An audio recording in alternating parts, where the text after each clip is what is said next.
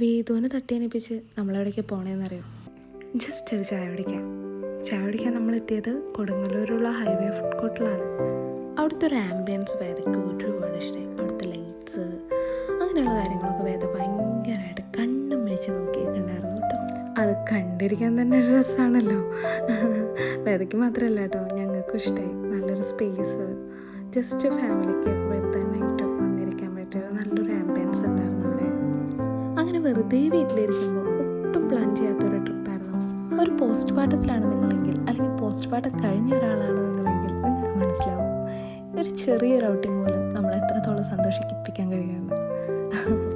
Baby bag ഉണ്ടോ, diaper എടുത്തിട്ടുണ്ടോ, feed ചെയ്തോ എല്ലാം നോക്കി ഇറക്കുമ്പോഴത്തേനും ഒരു സിമ്പിൾ ഔട്ടിങ് പോലും ഒത്തിരി വലിയൊരു കാര്യമായിട്ട് തോന്നും.